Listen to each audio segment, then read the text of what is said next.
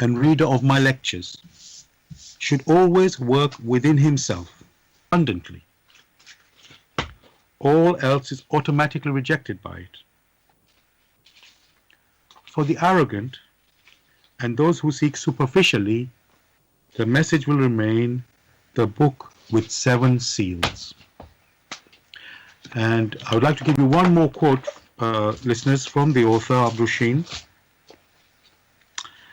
I wish to fill the gaps which have so far always remained unanswered in the souls of men, and which never leave any serious thinker in peace if he earnestly seeks for the truth.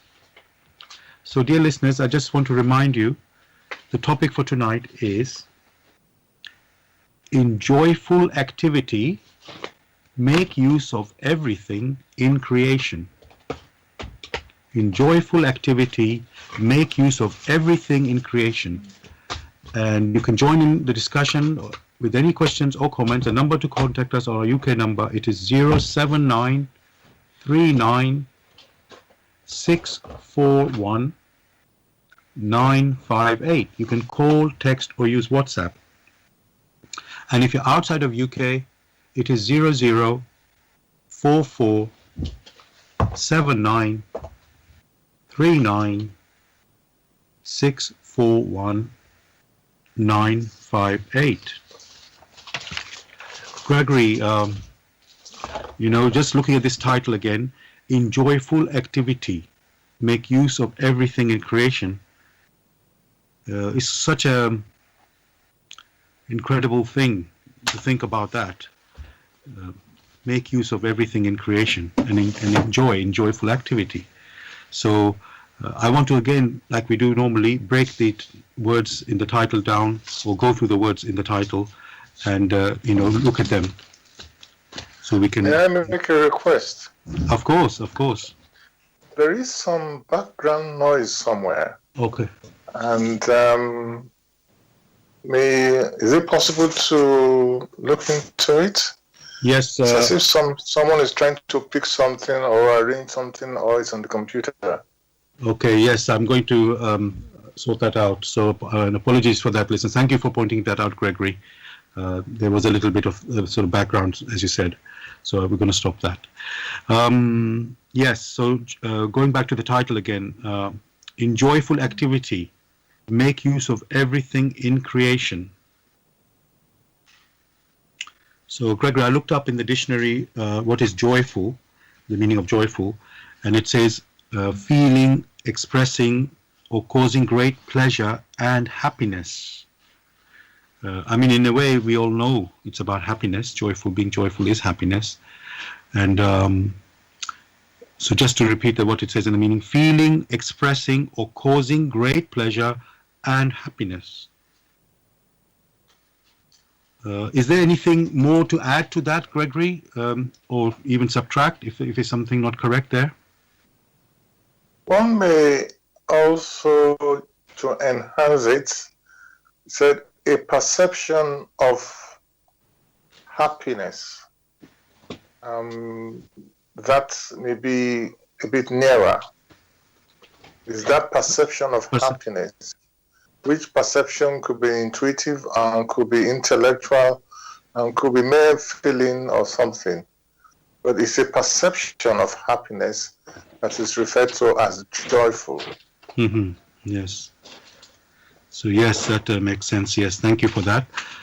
And then the other word is activity. Joyful activity. I didn't look that up in the dictionary because I think we know what is activity. It shows that. Okay, I can ask this first question immediately, I think, Gregory. Does it mean to have joy, you must be active, or can you be passive as well and be joyful there as well? First, that word joy, and then or the expression activity, has to be looked at in the most intuitive sense. Basically, when the word activity is mentioned, one sees outward motion. or expressions of motion. As with every expression, there must be a corresponding impression. That impression arises from the activities of the spirit.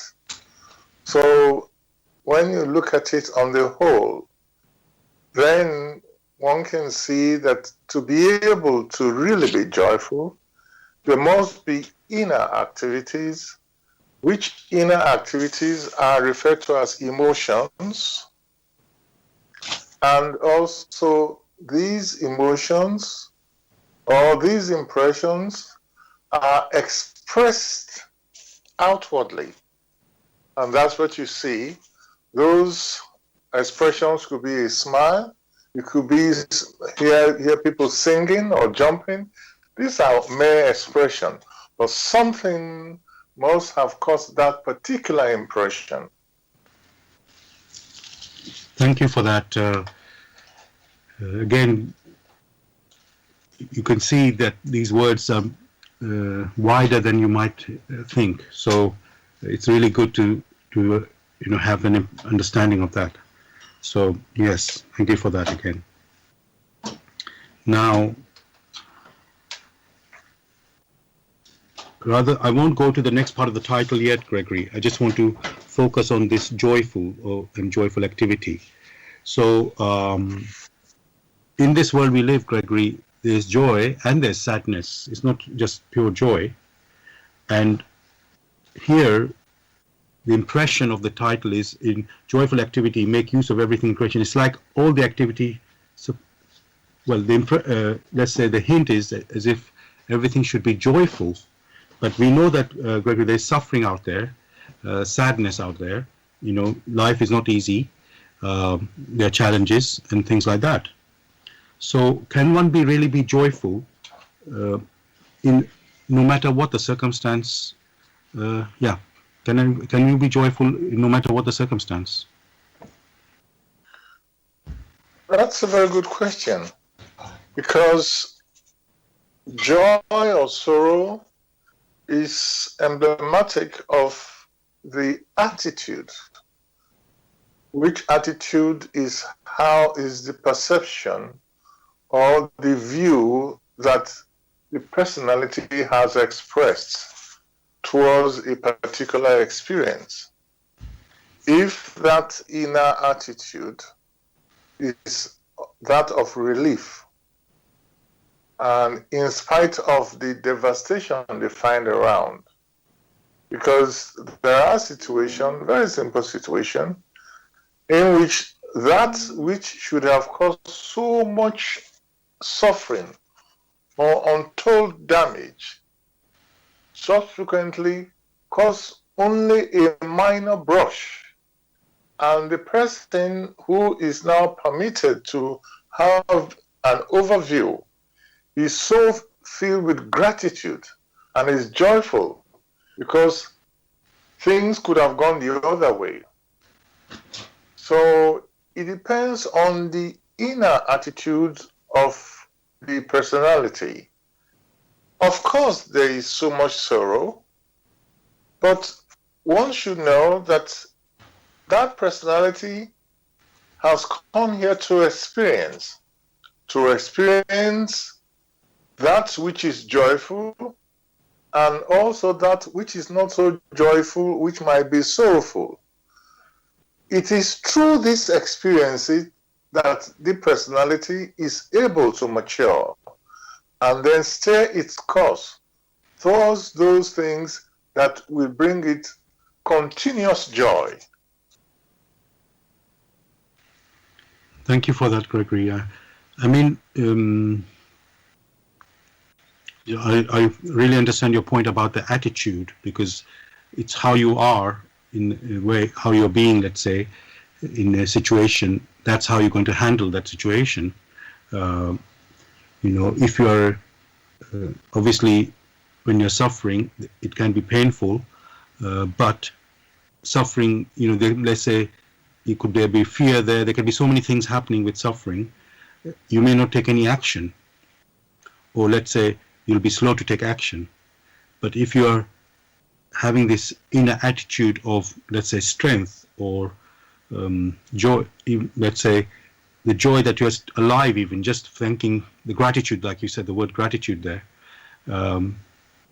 having that attitude of gratitude for everything, then of course, when you have to take actions, it's a different way you will take those actions rather than in the sadness where you could, or fear even, where you could even sort of block yourself from doing anything.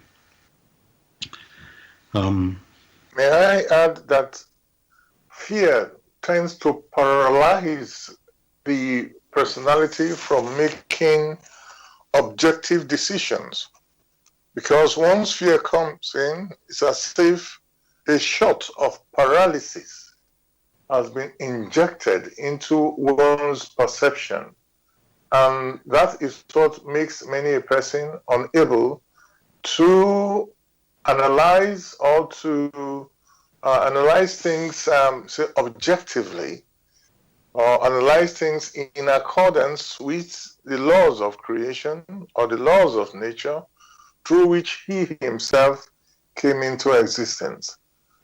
However, you will find that in many scenarios, the personality who is fearless, that means has thrust fear aside, is able calmly to face the challenges that present themselves, and on many occasions it will win. Good. Okay. So thank you for that, Gregory. You just apologies, we're getting something. Yeah, just take it off. So I'm just thinking, Gregory, that well, we've said already, life can be full of challenges, and there can be sadness, and there can be fear. Is there a way? Because obviously joy is much better than being sad or having fear. Is there a way, when we are having fear or when we are having sadness, to sort of jump out of that? Is there something we can do, to pull ourselves out of that? Because fear, like you really said, it can really paralyze, and you really can. I don't think there's a better word than that, paralyzed, because it really stops you from almost living, because you're just in that, in quotes, depression. So yes, is there a way, Gregory, to, when we are in fear or when we're in this sadness, to sort of jump yourself out, or you just have to sort of work your way through it? Well, as is realized by many, in scenarios where things tend to overwhelm one's intrinsic abilities, for many others, they are able to reflect that they themselves are parts of nature. They are intrinsic parts of nature. And in that particular scenario, they may sense that there are rules or laws of nature through which they themselves came into existence. And sometimes in such a gradual way, they draw confidence that this which is challenging them may not last forever. At such moments, many do remember that when the need is greatest, that the power of nature, or the power that has arisen through nature, is nearest to them. But the key to overcoming these challenges is first to thrust away fear. Because when fear comes in, it paralyzes the senses. It paralyzes these instruments that one is able to use to make objective judgments. In that particular scenario, with calm and confidence, one is able to proceed courageously. And that personality that is courageous definitely will overcome what the challenges are. What it cannot predict is the final outcome, how the form of the success or will turn out. But with confidence and courage, many of the challenges can be overcome in a step-by-step manner. Thank you, Gregory, again for giving us like I was going it's hard to say these words, but I guess it's not I could say hope, and not only hope but showing that yes, there is a way out, when you're in distress or you need help, and we are part of this creation, so we're not on our own, and help is there, and we just have to, I guess we have to tune in or ask for this help. It's not we've got to be aware that that help is around. So thank you for bringing that out. Now I know, Gregory, some beliefs, they think that God is God Almighty is giving us this challenge as a test for us to sort of overcome some obstacle, but then at the same time, when you go further, it looks like a bit arbitrary, because it looks like that, oh, God has chosen these people and they will succeed, and then some people will not succeed, and there doesn't seem to be like and it's just his choice if you succeed or you don't succeed. So it seems a bit arbitrary there, and then you think, oh, is that right? Is that how the world is? That these things are a test, and then at the end of the day, is God chooses, yes, you will achieve this, or you won't achieve this. So is that correct, Gregory? That sort of understanding. That understanding is very wrong. It is the thoughts and perceptions and activities of men that are wrong, which activities violate the laws through which they themselves came into existence. And being in that position, because of the way they have been striving to perceive things, because of their inner attitude, they consider that anything is possible, and that is what brings in the arbitrariness. Whereas only those things which accord with the laws through which they themselves came into existence, only those things are possible. And so the first challenge man faces is to understand aright these same laws. Then they will perceive that indeed arbitrariness is not an attribute of the laws of creation. Arbitrariness is not an attitude or an attribute of the love of the Almighty, and arbitrariness is not an attitude of the Almighty himself.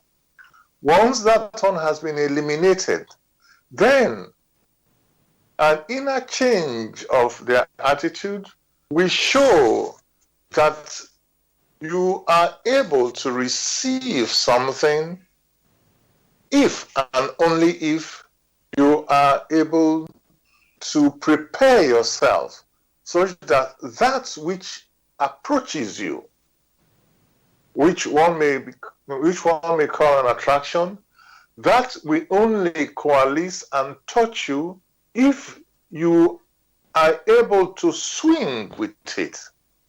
Else, even the blessings have been sent to you will pass you by. So it is the inner attitude of men, it is the activities of men that are arbitrary. The laws of nature which one may also refer to as the laws of creation, or albeit the divine laws are never arbitrary. Thank you for that, Gregory. I want to explore that further about the laws and the natural laws, or you've talked about the laws of nature, and then. But before I do that, I also want to look at the human. You already said human beings can be arbitrary, and obviously we have human laws, and you can see that there can be injustice with these human laws. So what I want to look at now, Gregory, is that how they work together, in a sense, the human law and the natural law, especially when there's a conflict.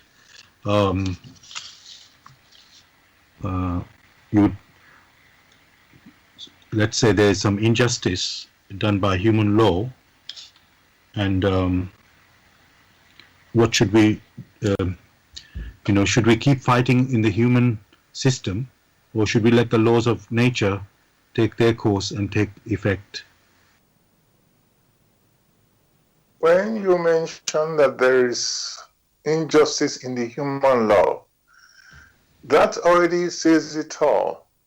That means injustice in the human law is only based on the human arbitrary activities. That is what injustice is in all reality. As soon as man in his activities strives to align the laws of society, then this arbitrariness will vanish. Then one will not be talking about injustice. And then the concept which has been laid down, which is universal, which is love thy neighbor as thyself, will now come to fruition. Then everything will be joyful instead of being sorrowful. Thank you for that. Dear listeners, you're listening to Bless Radio. It's the Tuesday evening spiritual discussion program from 6 p.m. to 8 p.m. The aim of the show is to introduce you to the spiritual knowledge in the light of truth, the Grail Message by Abdushin. If you're interested in getting a copy of the Grail Message or want some more information, you can go to this website, which is www.grailmessage.com. I'll spell that. www.grail, Grail, message, MESSAGE.com. The topic we're discussing tonight is in joyful activity, make use of everything in creation. I'll say it again. The topic we're discussing tonight is in joyful activity, make use of everything in creation. You can join us with any questions or comments. The number to contact us in UK, it is 079 39 641 958. You can call, text, or use WhatsApp. And if you're outside of UK, it is 0044 79 39 641 958. Again, you can call, text, or use WhatsApp. Gregory, what I want to talk about next is, we talked about injustice, and let's say, with human beings, we have that a lot, you can say. So when someone harms you, how should you react? Is it, because there's a number of ways we can do, we can take revenge, we can look the other way, or we can forgive. So, yes, so I'll just repeat that. So when someone harms you, how should you react? Should you take revenge, look the other way, or forgive? In many of these biblical or historical or religious teachings, it has been stressed, vengeance is not yours. Vengeance is mine only refers to that only means that the laws of creation or the laws of nature through which all came into existence will mete out the necessary reward or punishment. But that does not mean that many should not strive to defend themselves. In many occasions, it is because of the indolence of the personality, not being able to work realistically depending on his scenario, or one may refer to that as lack of, how would one put it, lack of vigilance.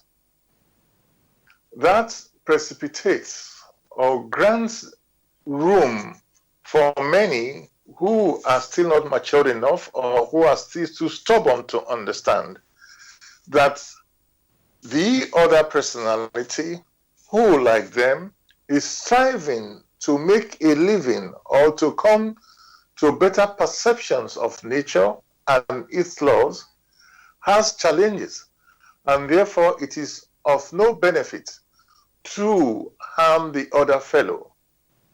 There are many who wish to revenge, all right, depending on how strong they think they are, to focus on revenge and pursue it for the rest of their lives. There are others who will learn the necessary lessons from it intuitively. The latter is what counts, such that lessons are learned.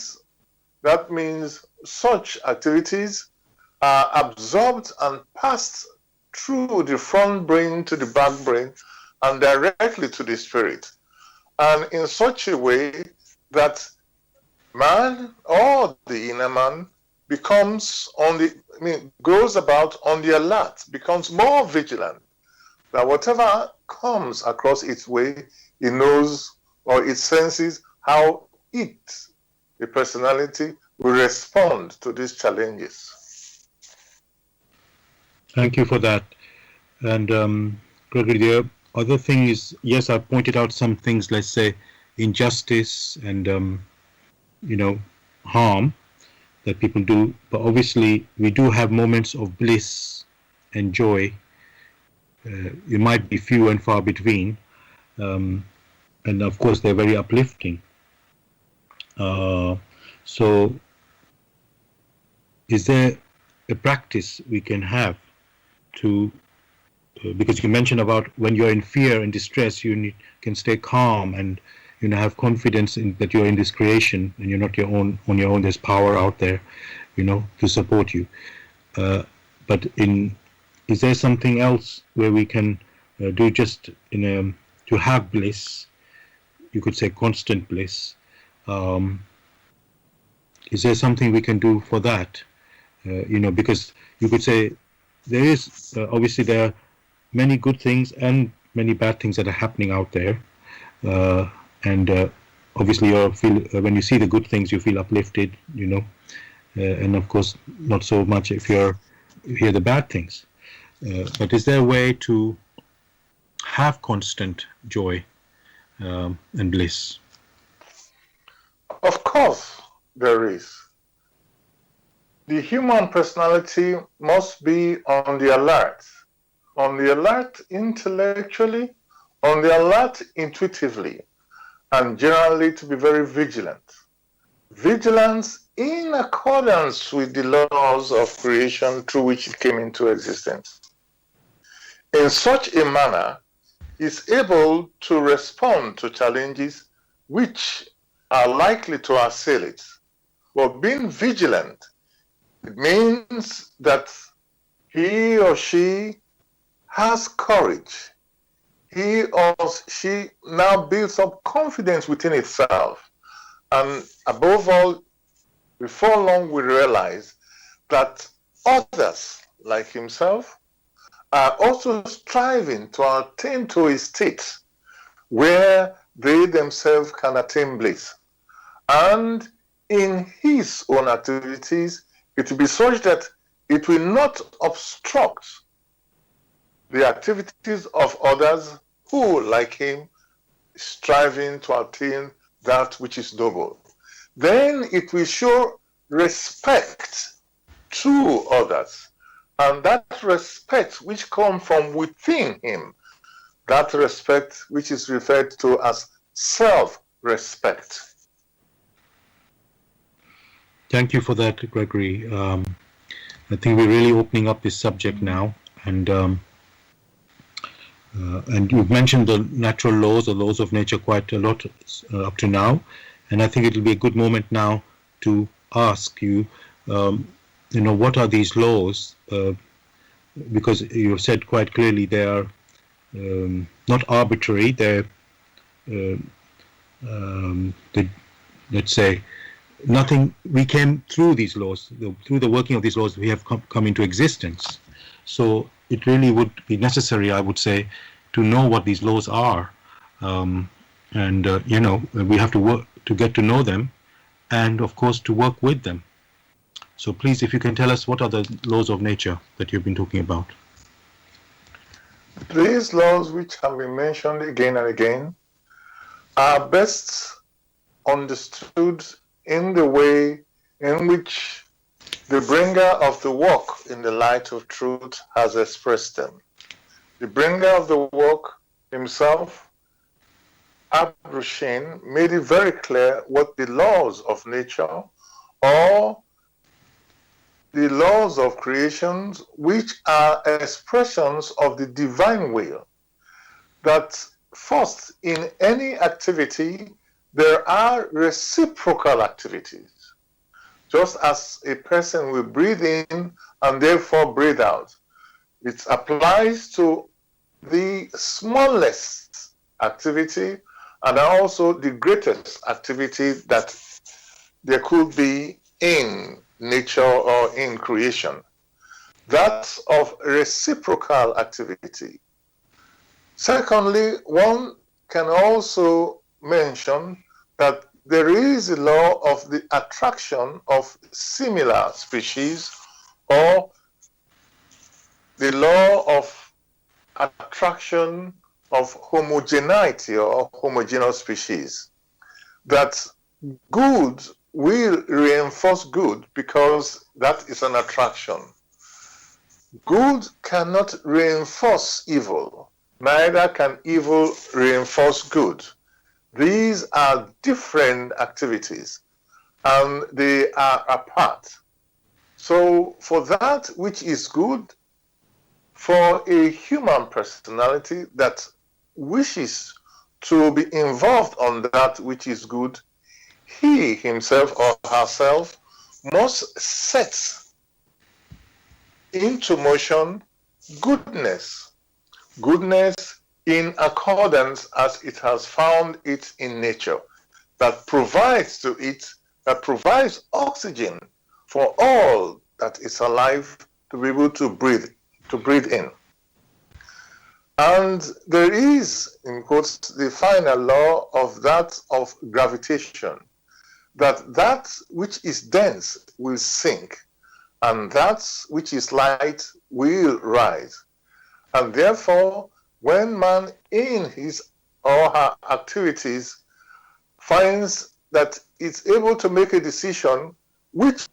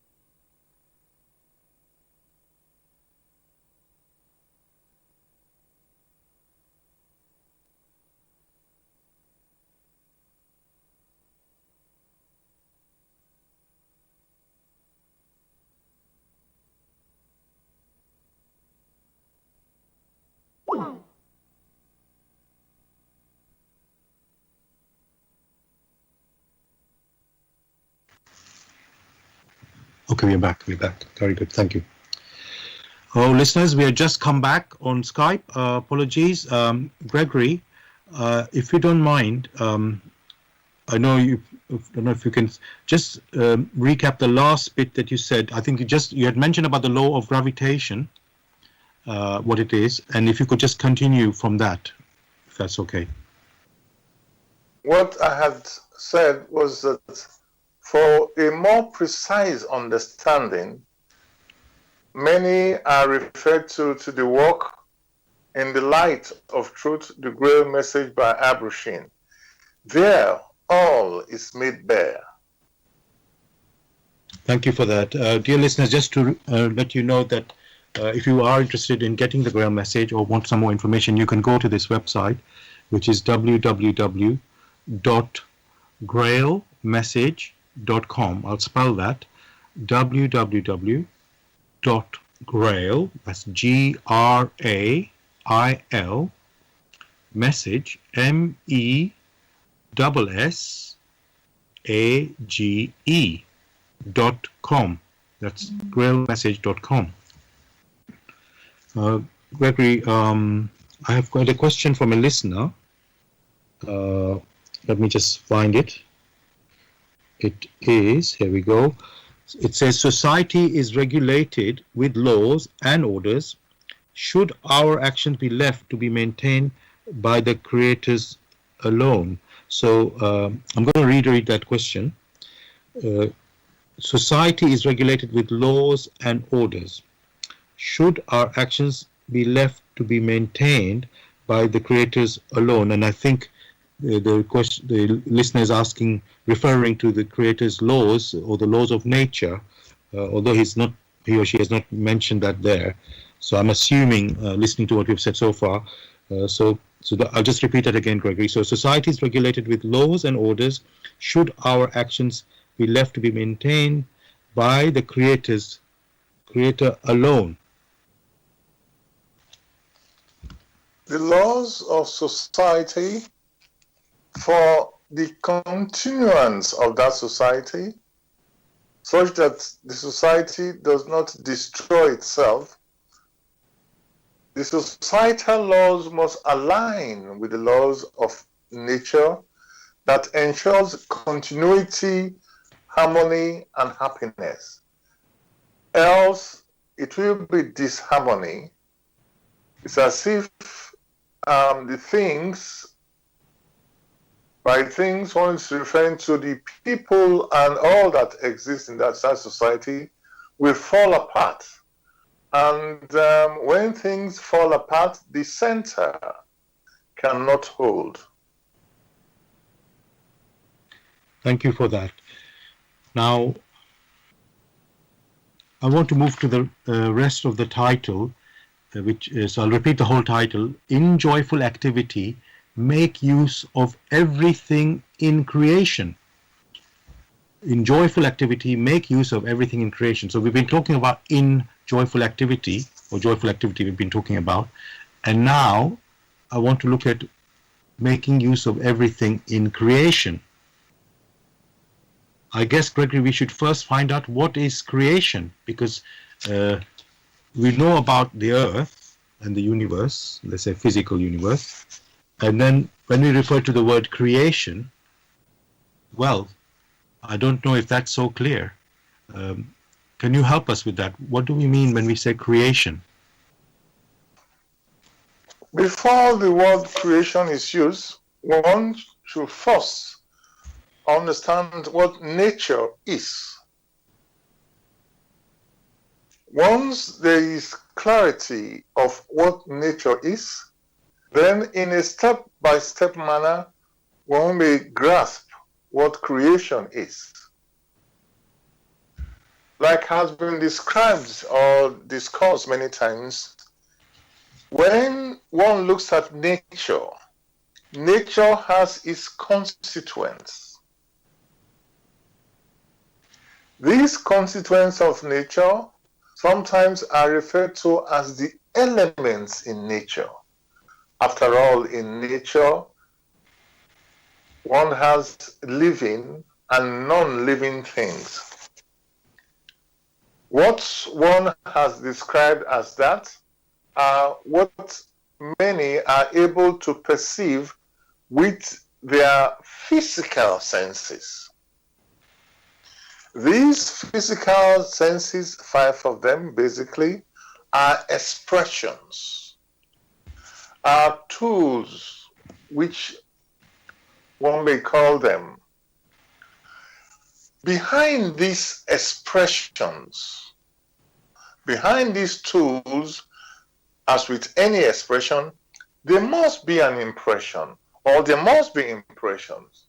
So to discuss nature, one must look at the manifestations of nature, which is what we see around us, which is what we're able to perceive with our physical senses, and also the impressions which has arisen from out of nature. So looking at from both sides, the expressions or the manifestations of nature, and on the other side, the impressions that make this possible, that should form the basis of nature as seen from the side of the observer. When one then looks at it, one can then go and say, in the constituents of nature, there are human beings that have the human forms as we see. There are also animals. These that have been perceived are only models. The question is, what lies behind it? In trying to understand that, one now comes to the very clear concepts of energy or of spirit. It is this spirit which animates, or it is the impressions of the inner core of the human spirit that animates. That being the case, one has now to look at the whole conception. A more precise way of saying it that cannot be discussed here in this brief moment we have, a more precise way of understanding it can be found again in the work In the Light of Truth. There, the concept of creation which has been granted, where man has come to experience, that concept is made very clear. What one has touched upon now are only fragments, and one can only enjoin many to go in themselves and examine this work intuitively. Like one has stressed, there all are made bare. Thank you again, Gregory, for that answer. Again, it broadens our picture. Looking at nature, yes, there's plants, there's animals, there's rocks and stones, there's landscapes, sea, rivers and so on, mountains. So it's quite a massive, and that's just on the Earth. Then we have the universe, planets, sun, and that's just our solar system, but there are of course millions of these solar systems out there. And this is again only the physical universe that we're talking about, and which nature has brought into being, as you have said. So already that's a very broad picture that you've given. And so in fact, let's just look at that. As I said, the title is In Joyful Activity, Make Use of Everything in Creation. So Gregory's creation is so massive. At least I know there's more to what creation is, to what we have just talked about so far. But if we can just stick with what we have talked about so far, with nature, let's say, in this universe. So we are being said there, we're told there, make use of everything in creation and joyful activity. So it looks like we can work with, obviously with the plants and animals and the landscape which we do on the earth. We do that not only influence, we control them in many ways. But there's this creation, the whole creation we are talking about here. So it's almost like, Gregory, we are like masters. I mean, it sounds ridiculous. We don't act like masters. So are we meant to be masters in this creation? What we are meant to be is only a proposition. A proposition in the sense, only when the talents which have been implanted in the human spirit has been realized, can one use such expressions. But as long as those talents have not been actualized or has not been used by these human personalities, then one may not refer to what we are meant to be. It becomes an illusion. For deep within the human spirit are talents, are urgings, are so many things that only when these have been fulfilled, or only when it has come to fruition, then one may refer to as human beings. But in the process of developing from the germ, like a corn that needs to grow and develop, one is not yet completely a human being.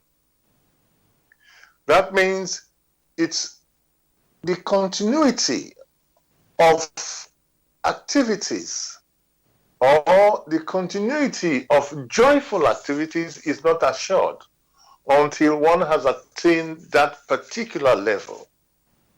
So there is a big difference from just saying, oh, I'm a human being and I am striving. These are different expressions. So not everyone may be called a child of the Almighty, but only those who have utilized all that has been granted to it by the gifts or by the laws of nature. Only those who have utilized it in accordance with these laws may call themselves the sons of the Almighty. So one has to be very careful, for there are many who have turned towards the darkness, who strive to destroy those innate talents which have been embedded in it. Thank you for that, Gregory. I picked up a couple of things there where you were saying we have to develop our talents. Until we develop our talents, we can't really be true human beings. And then I use the word, can we be masters? Are we meant to be masters of this universe or this creation? But first is to develop the talents. So that's obviously, that there's so many things in that. And then may I come in that yes, when you use the word masters, one avoided using that word master. Only those who have mastered within themselves those innate talents may call themselves human beings. It doesn't mean that they themselves can now look down upon all others, like look down on the plants or look down on the environment, as many now do, and make use of it in such a way that it doesn't bring them further benefit. To become a master, that means to strive in such a way as to develop those innate talents. One must first learn to serve in accordance with the great examples that has been shown to many through the tokens that has been presented. Thank you for that, Gregory. Dear listeners, you're listening to Bless Radio. Is the Tuesday evening spiritual discussion program from 6 p.m. to 8 p.m. The aim of the show is to introduce you to the spiritual knowledge in the light of truth, the Grail Message by Aprushing. And if you're interested in finding out about the Grail Message or get a copy of the Grail Message for yourself, you can go to this website, which is www.grailmessage.com. I'll spell that, www.grail, Grail, message, message.com. And the topic we're discussing tonight is, in joyful activity, make use of everything in creation. In joyful activity, make use of everything in creation. You can join in the discussion with any questions or comments. The number to contact us in UK, it is 079 39 641 958. And if you're outside of UK, it is 0044 79 39 641 958. Again, you can call, text, or use WhatsApp. Gregory, you mentioned about the innate talents. Now, developing our innate talents. And I want to say, in this world, we have developed, well, let's say there's so many things mankind has achieved. You know, we are able to, have food or make food. We make music, we make homes, we have families, society, relationship that way. And yes, not everything is working. We know people are suffering. The environment is suffering. Not everything is working as it should, you could say. And then you've also said that we are meant to become master ourselves, in developing these talents. So I want to ask you, what are these talents? Is there something we are not developing to the things that we have achieved? It looks like, let's say, we've used our intelligence to make inventions, scientific things, and so on. Or even art, actually, that doesn't have to have intelligence in a sense, not at least you don't have to pass exam for that. But, so there's so many talents that you could say we can develop. So is there something we are not developing or not maybe even mastering, as we are supposed to? What is referred to here are the spiritual talents. One may also refer to them as virtues, which one is to cultivate or to develop. These are quite different from the intellectual development which you find around. For the intellectual development, if there is no corresponding spiritual maturity, mankind is most likely to destroy itself, because that which holds things together, albeit the spiritual maturity, is lacking. So what one is referred to basically are the spiritual talents, which one may refer to as the what's the name that I call them now? Virtues, which have been granted to man. The sensing is always there. Patience and perseverance. These are virtues. Strong, good volition. This is a virtue. Everlasting love is a talent which a human spirit must cultivate. These are the little tokens that strike us again and again and again. One must also stress that a better understanding of these is found in the work. In discussions like this, we can only refer or talk very little about them. One cannot take away the responsibilities which are attached to this. So the best one can do as any creature in nature or in creation is to act as a pointer. One is a point and also act as a pointer to these.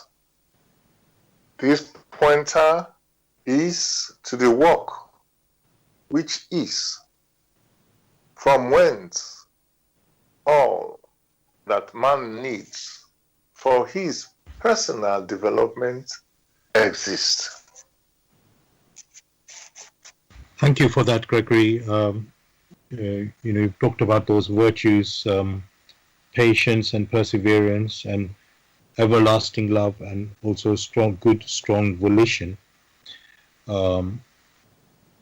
Now, Gregory, everybody's different on this earth, and different abilities, different attitudes, character, and the leaders that we have, they're also different.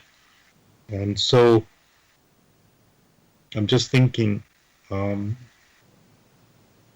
is it possible on this earth to have, with such a variety of not talent so much, but variety of character, if I can use the word character, good and bad, let's say. There's a range of such people, although I don't consider that to be such a good thing, but in terms of good and bad, a range of such people, but we do have that. So is it possible to have, you could say, I was going to say harmony and really a joy for whole humanity when it's sort of, there's a mix of this variety, which is a mix of not the talents, meaning some are more talented than others, but more that there's a mixture of the good and the bad here. So can there be harmony with such people together? Each personality is expected to develop the talents entrusted to him or her, to develop them in such a way as to take responsibilities for their activities. As long as their activities are in accordance with the laws of creation, through which these talents or these gifts can be developed, then there will be harmony.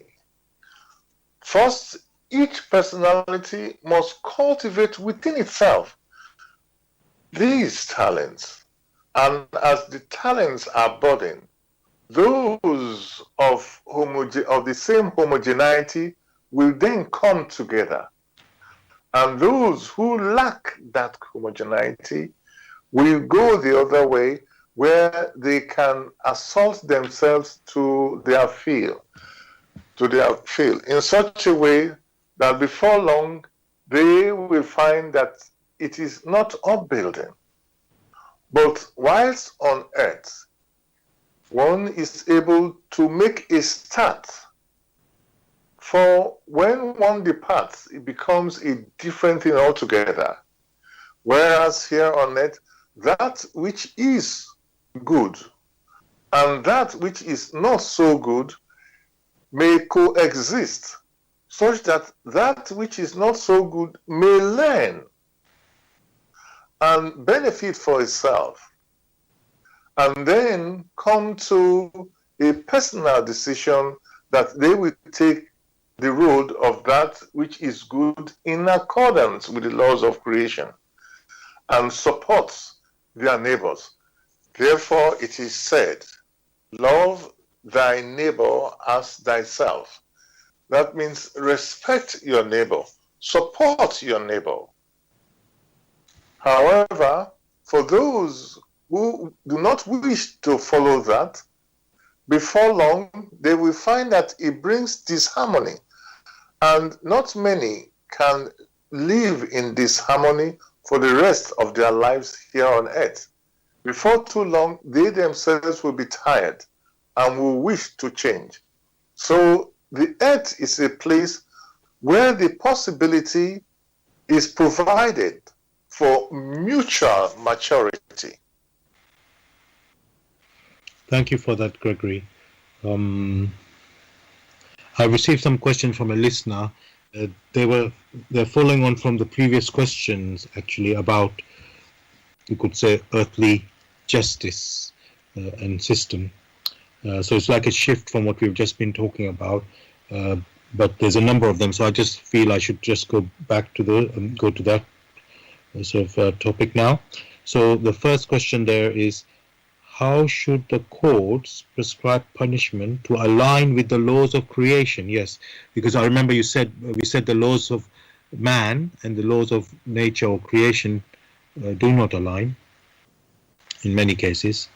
And so how should, the question here is, how should the courts prescribe punishment, it says, how should the courts prescribe punishment to align with the laws of creation?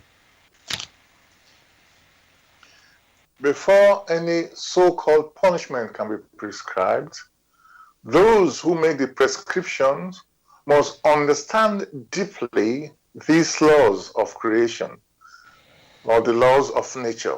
So the first thing that is necessary is a deeper understanding of these laws of nature.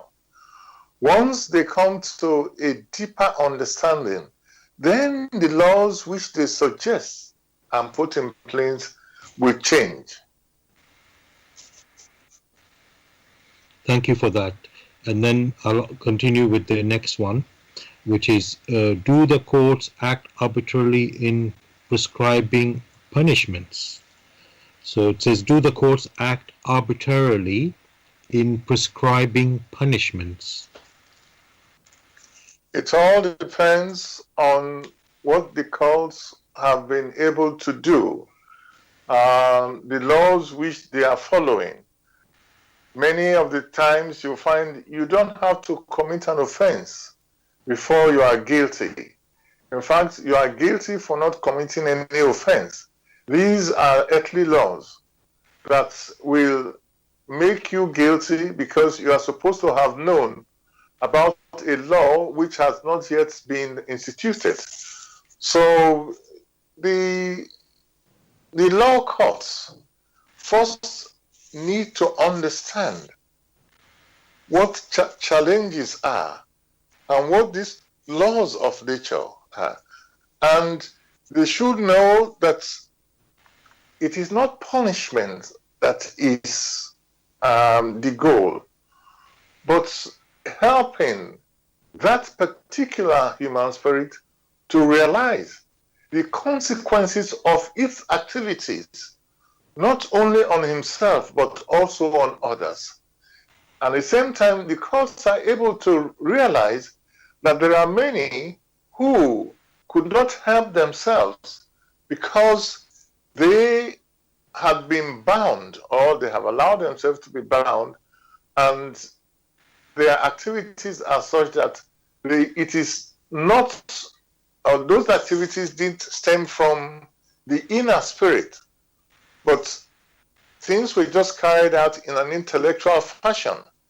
So there is more to it. The courts, the laws which have been put in place must be viewed so very carefully, and such that justice, in quotes, will be meted out in each particular scenario. Thank you for that. Now, I've got a couple more questions coming up from the listener, but they're actually following on from what we discussed before, which here it's in the Bible. It is said, man is given dominion of the earth and everything in it.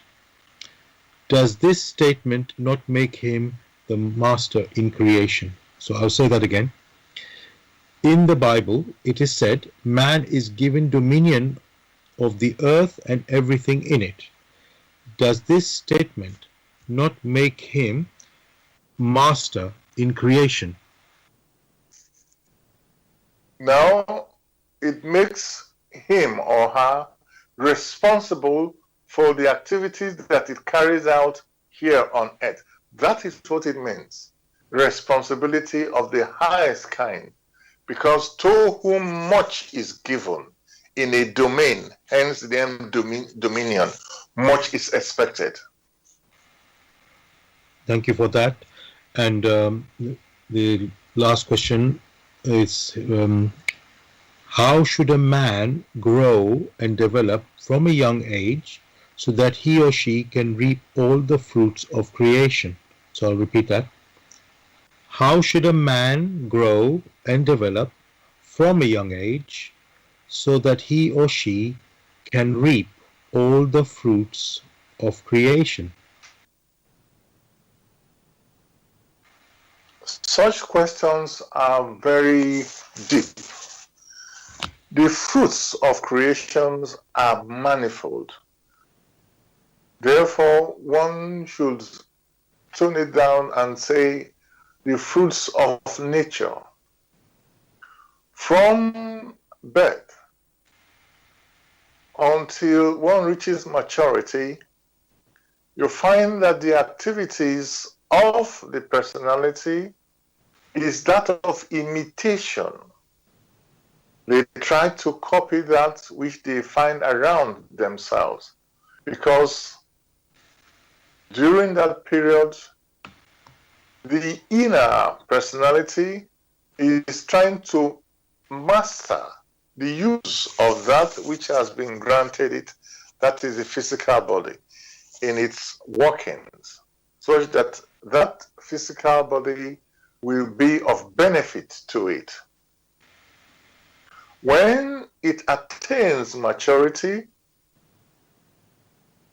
in due course, in the sense that the physical brain, the frontal brain, and the back brain are fully developed, it is the duty of man to ensure that it weighs whatever accosts it. It weighs not only with the frontal brain, but also with the back brain.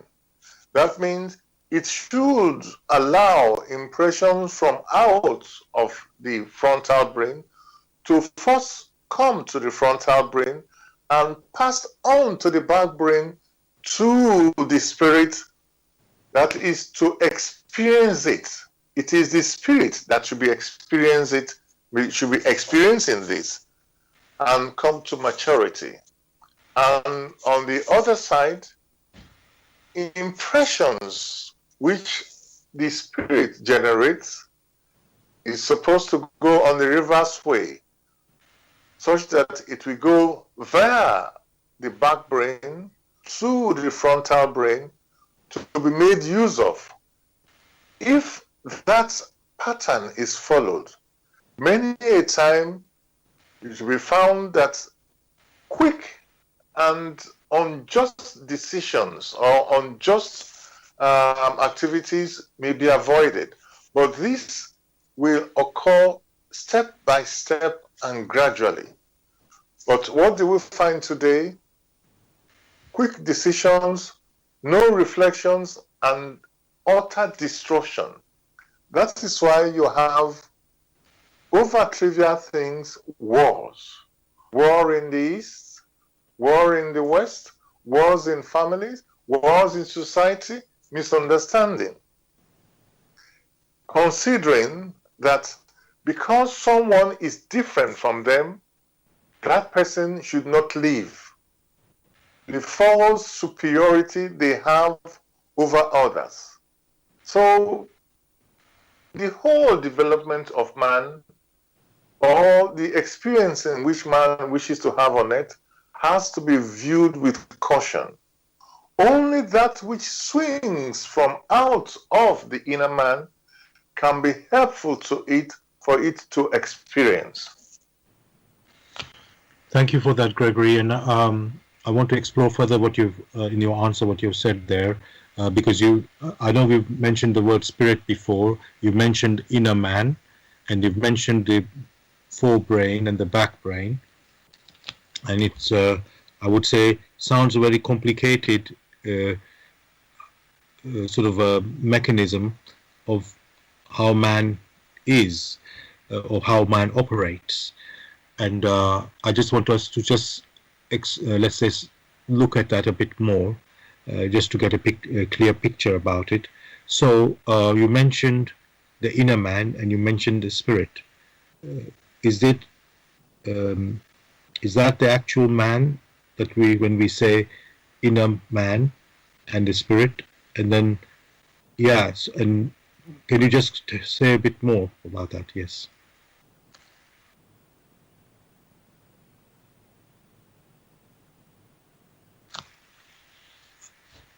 Gregory, can you hear me? Sorry, one was on mute. Okay, yeah. The inner man that is referred to, yeah, is spirit. That which is using the tools of the physical body to experience. That which uses the physical body, strictly speaking, is the soul. The inner man, or the inner core of the soul, is spirit. But the spirit needs different coverings before the final covering becomes the physical body. When on earth, the spirit uses the physical body to experience. When the physical body is worn out and is unable to be as active as it should be, the physical body drops, and what remains is the inner man, that is the spirit, with the other clothing it has. At that state is referred to as the soul. So it is not naked without any covering. That covering that one is referring to, that covers the spirit, at that state is referred to as the soul. So there are many other bodies other than what one has here as the physical body. So, but in reality, it is the spirit which is the inner core. It is the spirit that one is referring to. Thank you for that. I received a question again from the same listener. It is going back to his previous question, which you answered about how should a man grow and develop from a young age so that he or she can reap all the fruits of creation. So this is a follow-up question from that. The question is, the animals have no formal schools like man, but enjoy life and are able to teach their offsprings. Why is it man with formal schools and institutions is struggling to enjoy life and teach their offsprings? So I'll say that question again. The animals have no formal schools like man, but enjoy life and are able to teach their offsprings. Why is it that man with formal schools and institution is struggling to enjoy life and teach their offsprings? Very simply, man is endowed with a free will, a spiritual free will to make decisions. The inner core of man is of spirit. For the animal, the inner core of the animal is that of the animistic. The animistic has not got free will as is assumed with man.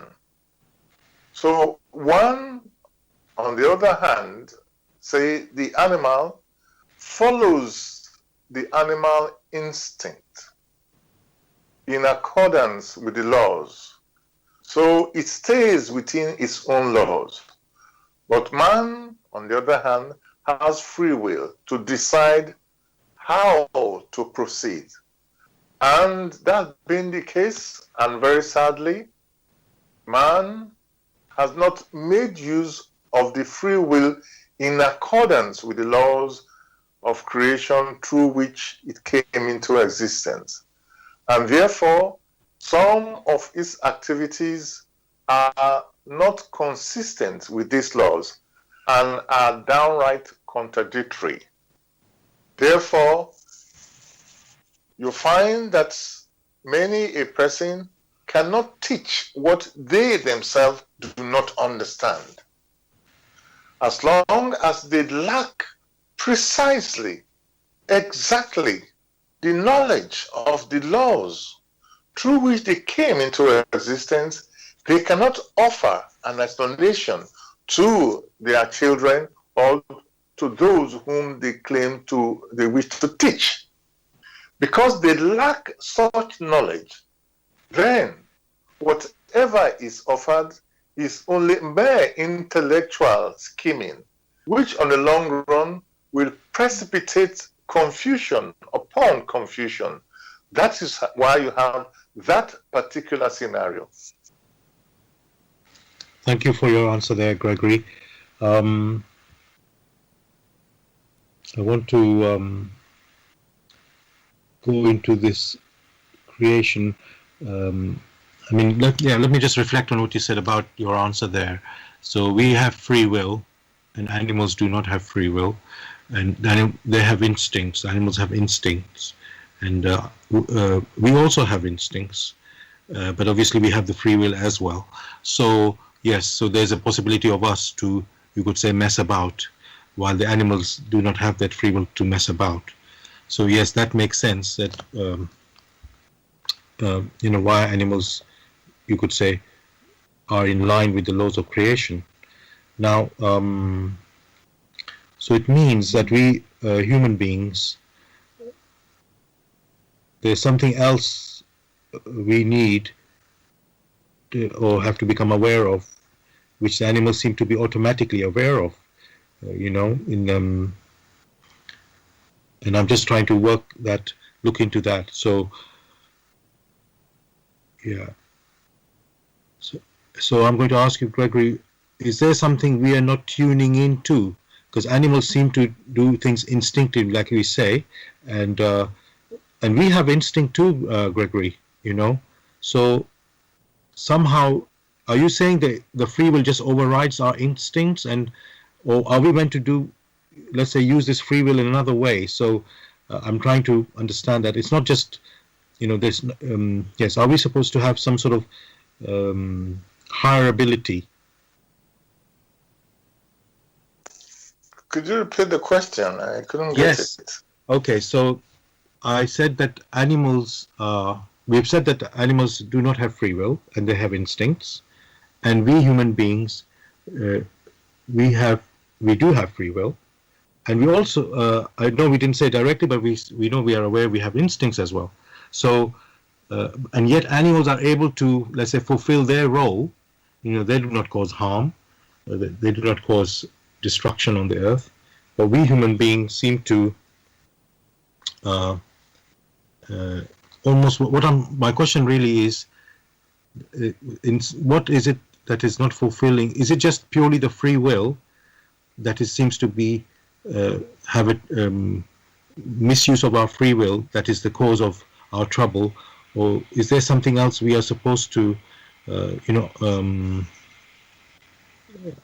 yeah, are we meant to tune in some way which the animals are tuning in? That's what in a way I'm trying to say. The question is, when you say tune in, yeah, that entails a lot. But if one considers that the free will that has been granted to the human spirit is done in such a way that is able to decide which path it needs to follow independently, or one can reframe it and say, here, the power that streams through nature or streams through creation is such that the human spirit is able to decide which paths this power should flow, whether this power should flow in such a manner as to bring spiritual benefits to it, or not to bring spiritual benefits to it. Man has that ability to make a decision, just as man has that ability to ask questions, just as man has the ability to forgive errors or not to forgive. These are the abilities to choose from amongst all the radiation precipitates that it has found around it, or to even initiate a wrong direction of this power which streams through all that exists. Man, that is the human spirit, has that ability to direct how things should go. From what we now see or experience with the wars, which war did not come from the animals? Which war did not come from the cloud? Which war did not come from the plants? Which war did not come from the elements? But which war was precipitated by man's inability to understand the other, and man's inability to live in peace with the other?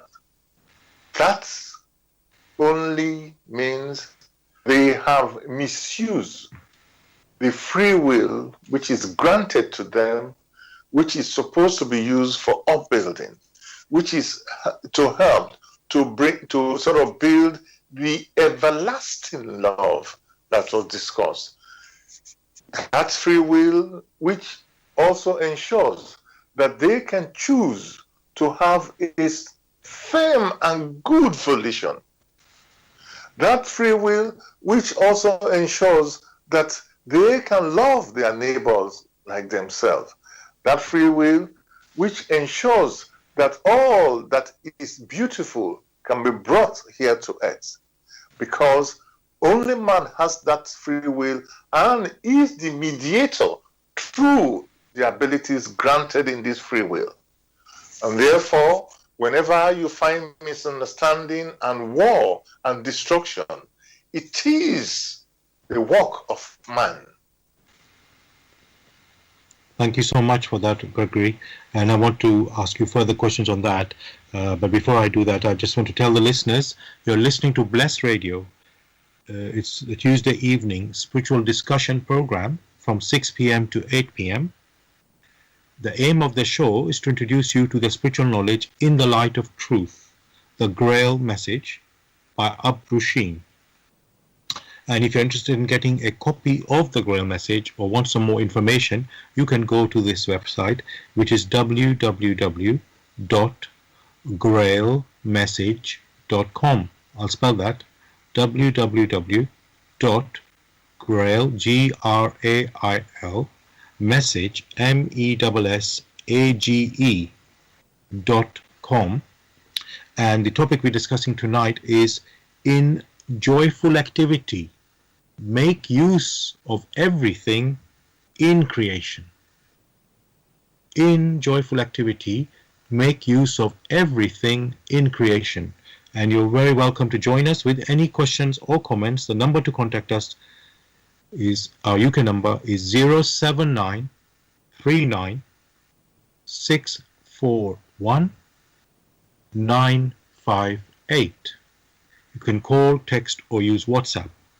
And if you're outside of UK, it is 0044 79 39 641 958.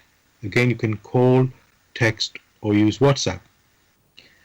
Gregory, you talked about free will, which can draw, the free will of man, that is, which can draw things to this, to us.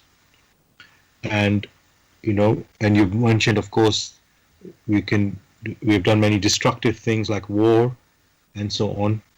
And of course, we can also have done good things too.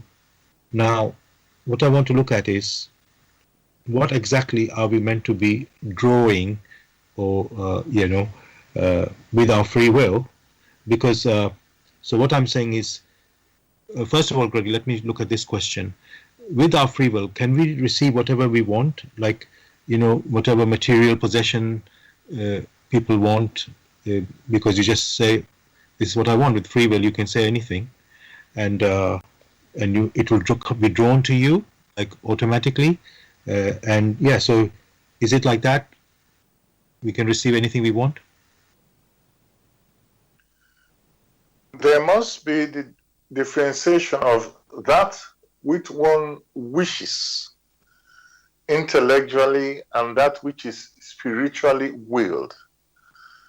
That which is spiritually willed, the strong will in accordance with the laws of creation, attract to it those things which are homogeneous or similar to it.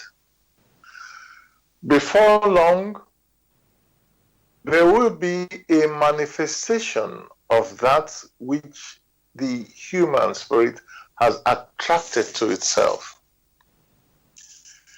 One must differentiate that from mere wishes of the brain, which only gives a very casual thought, which casual thought is not strong enough to really attract anything to itself.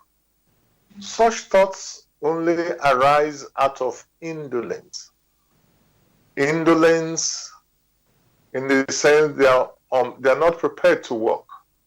You as a human spirit here on earth, wearing the physical body, it is not sufficient to say, oh, I want to walk, and you start walking.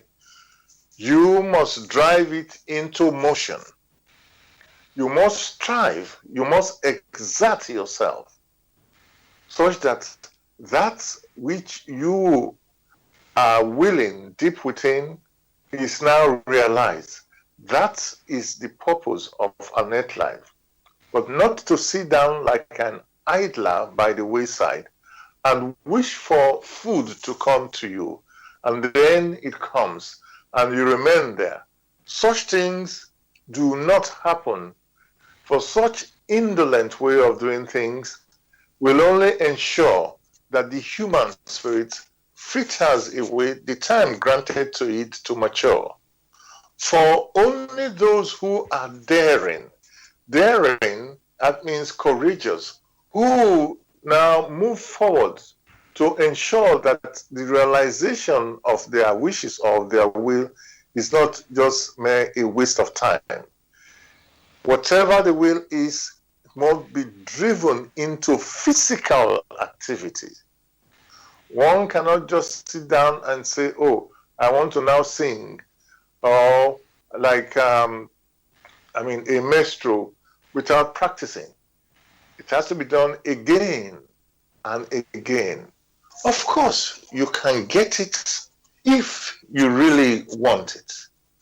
But don't forget, you must try and try, and you might, or you are most likely to succeed at last.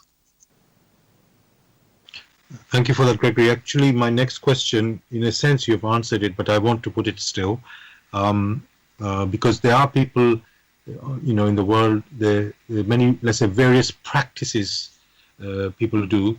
The one I'm thinking now is visualization and affirmation, and I just want to just tell you from the dictionary, although I'm not quite sure this is exactly what I wanted to mean by visualization.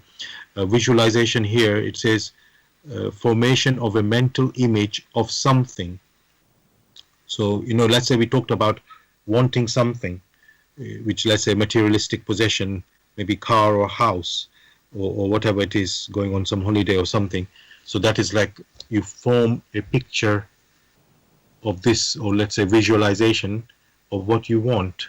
And I was going to ask you, is that a way of putting out what you want and then receiving it? And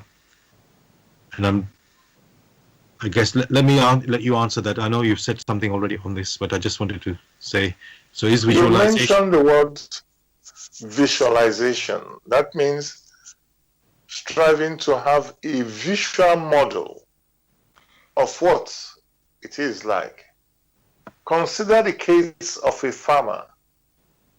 The farmer not only has a visual model of what he or she wants, in the sense he goes to the farm, first he has a visual picture of the grains he wishes to have on the long run. The farmer doesn't sit down and have that visual picture, fold its arms and assume it is well. The farmer first have the visual picture, goes to the farm, sows the seeds, tends the seeds, until finally there is the maturation of these seeds in their growth, and then the final realization of these seeds, of the abundance of these seeds, and then there's the sifting of these seeds such that it then has these grains that it wishes to have. That is one picture. Consider the other scenario which many so much like. They love it. Is that of someone who nowadays referred to as a footballer. He or she visualizes how they are going to score goals. That is only a visualization.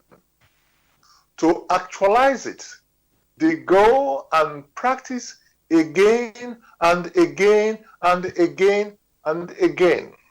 And on the day of the outing of a game, they go out there, and that which they have visualized and have practiced for, they strive to actualize it.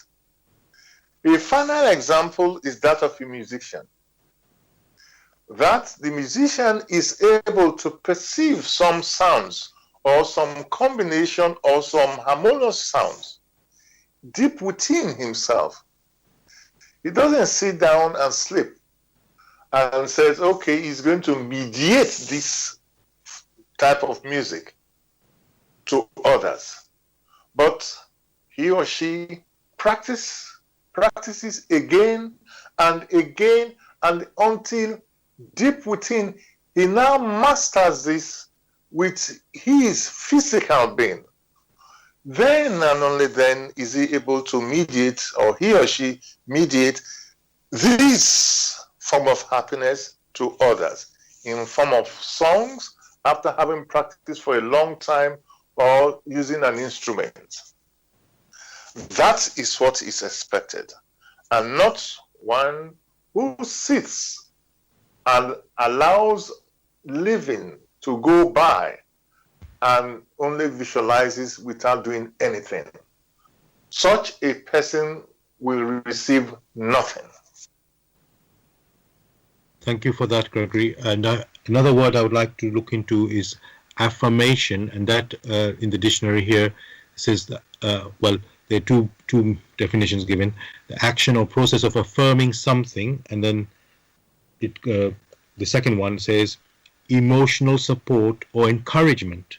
And the example they give here: the lack of one or both parents' affirmation leaves some children emotionally crippled. So I think the second one is more appropriate: emotional support or encouragement. So that is affirmation. So Gregory, is that another?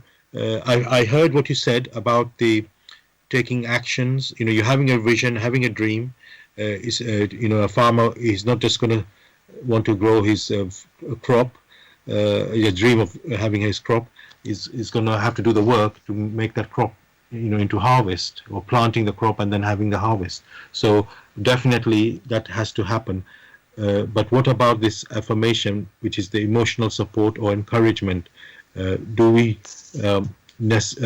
it just simply taking action, or do we need something extra, like some emotional support or encouragement, for these things to manifest as well?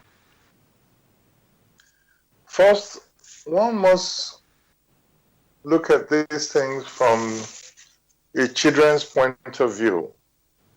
Many times children are underestimated, and all sorts of supports are discussed. Many a child will go out courageously and do things for themselves.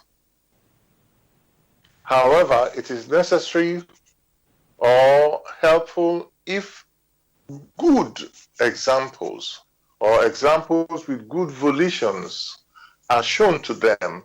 For children, only most of the time copy what they see around them. So if they sense indolence, many of the times they themselves withdraw.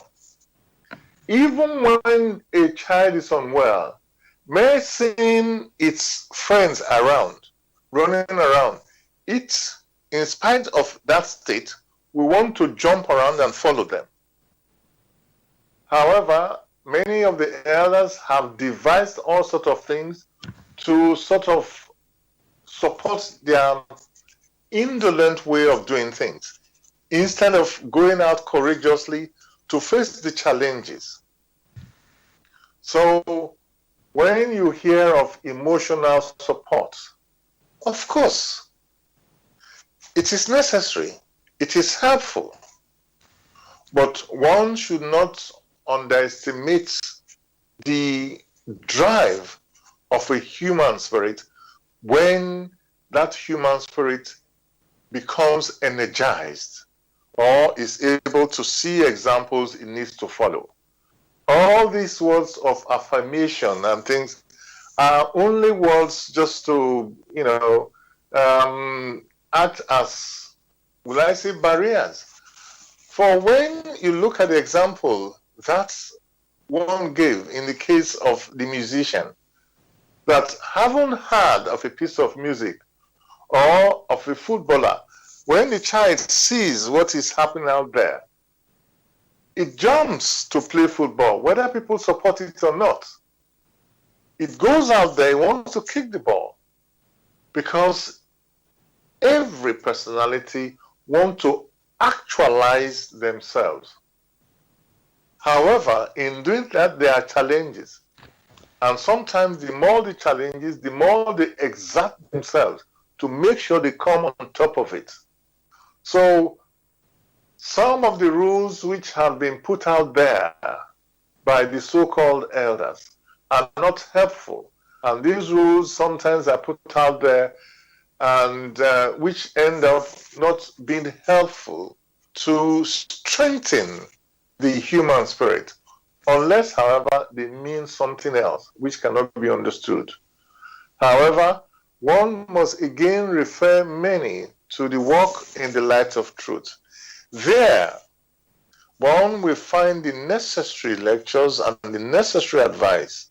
One of those lectures what that one can refer to is warfare in nature, the struggle in nature, which struggle strengthens man, for man has that innate ability to the power that streams throughout creation or throughout nature, and is able, with a good volition, to make use of it and respond to the challenges which assail it. Thank you for that, Gregory. I've got a question which sort of goes back to the first half of in the first hour of our show. We're talking about joyful activity, and so I've got a question about what of people doing pleasurable acts, but they cause harm to others. So is that? I mean, it sounds contradictory, but joyful activity, can it have harm on others? This is, or in this actually, the question is actually about pleasurable acts. So, yes, can such pleasurable acts cause harm to others? And yeah. There are many an action which may cause harm to others. That is where the free will comes in. And one should quickly understand that, like others, he or she is on a journey to experience and mature. And therefore, if in the course of one's activities, one brings harm on others, a knot is tied, in the sense that it, the human spirit, must redeem himself or herself, such that it can then move forward. For such an activity has only been brought into actuality through his own free will. And that free will is what ties him to the responsibility. So whether it is pleasurable act or unpleasurable act, each personality must reflect very deeply whether their activities is of benefit, first to them, benefit spiritually, not just something which is time wasting. If it is of benefit to them spiritually and also of help to others, then one must take pleasure and take joy in it. Of course, there are many things people take pleasure in but it's not joyful, for it doesn't spread around. For only the human spirit with the free will, as we now know, or as evidence through his activities, takes pleasure in the torturing of fellow human spirit, in torturing animals, in destroying the environment, in using uncouth language. Only the human spirit with its free will has done that, not the plants and not the animals. Thank you for that. And let me ask you about, let's say, it's like they call it consent. When two people consent, it doesn't matter what, let's say, what the activity is so much, but they just two people consent, then it's like agreeable because it's not harming others. So is that like a right foundation to assess something that is joyful activity? Yeah, because that is used a lot. So I'll just say that when it is said consent on what? They have consent to destroy one another, consent to destroy the environment, consent to cause confusion in their area of activity.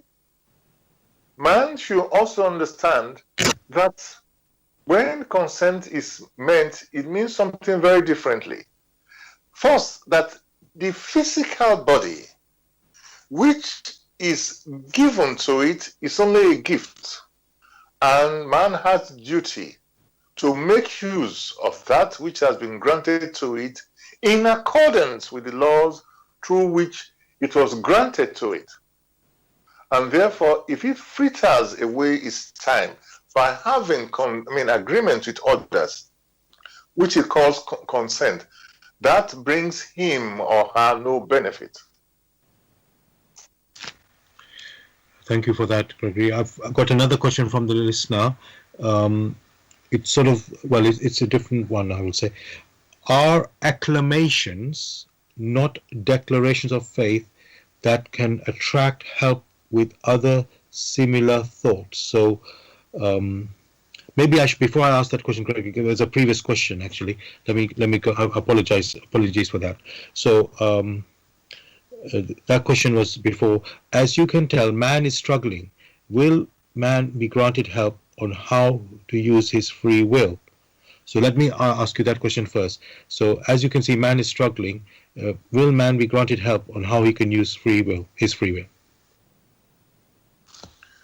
Man has always been granted help in the use of his free will. For whatever a man sows, that is what he or she will reap. So if a man sows a bitter seed and he now reaps tons of bitter seeds, he is therefore granted the opportunity to make a better decision. When a man through his activities sows wind and in return he reaps the whirlwind, he is also granted the opportunity to make a decision. So the laws, or the particular law of nature, that of reciprocity, the law of reciprocal action, and the law of the attraction of homogeneity, all these are the filters which grants the human spirit the possibility to grasp these laws aright and find or to discover whether what they have put in creation is of benefit to them or not, whether it brings them joy and happiness or only sorrow.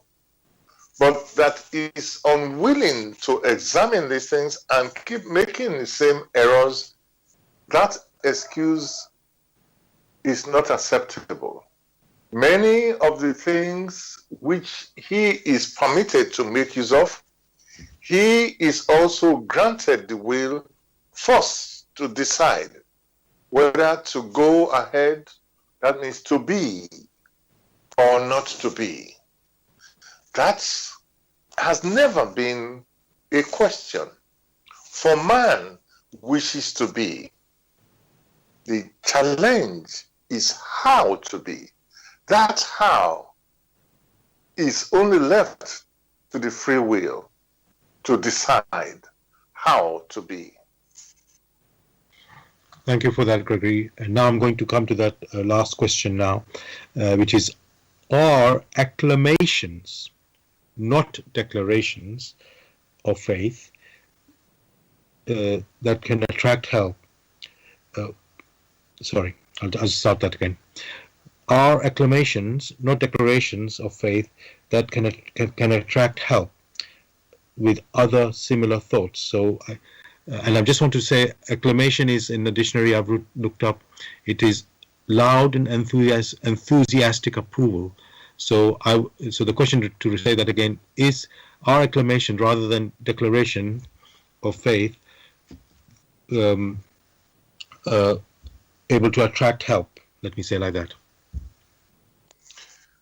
Faith must be alive. Faith must become conviction. Faith must become deeds. Only deeds count, not acclamation or declaration. When the human spirit is bold enough to make that which he himself has received, when he now fashioned it to bring benefit to itself and to those around it, then it fulfills the laws of creation through which he himself came into being, in the sense that he, number one, has benefited from it, and those who are nearest to him and even further from him also benefit. And he or she should not forget that there are the weavers of these activities, which weavers he or she cannot see, that he has made the right decision and has lightened the efforts of the weavers, who are also joyful that here is a human spirit who is striving in the right direction. That is also great. Whereas in the other sense, when he or she makes a wrong decision that make it sink deeper, many feel very sad. Also, those who also weave his thoughts, weave his deeds. All this one has mentioned can be found in full glare in the work, in the light of truth, the Grail Message. Hence, discussions like this, which points again and again to this work, where all that man needs are found. There also is help for those who make use of that which man needs for self-improvement. Thank you so much for that, Gregory. Dear listeners, as Gregory mentioned there, if you are interested in getting a copy of the Grail Message, a copy of the Grail Message, or interested in getting more information on the Grail Message, you can go to this website, which is www.grailmessage.com. I'll spell that: www.grail, Grail,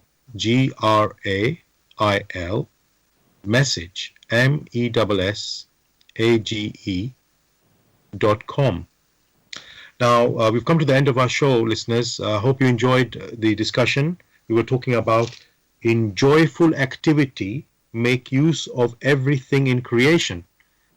So I really do encourage you to do that. And of course, the Grail Message will be the help for you. So I'm going to ask Gregory, anything you'd like to say, Gregory, to say goodbye to the listeners? Well, in joyful activities, the work in the light of truth is a help in creation. Make use of it to bring you personal benefit and benefit to all. Thank you for that. So, dear listeners, we'll be back again next Tuesday, as usual, 6 p.m. to 8 p.m. with another new topic. So, hope you can join us then. And of course, as I say, please do pick up the Grail Message for yourself, examine it yourself, because we are here sharing what we have found, and the best experience is for you to discover yourself by yourself and have your own view of that. So all the best, everyone. I wish you a great week. God bless. Take care, everybody. All the best.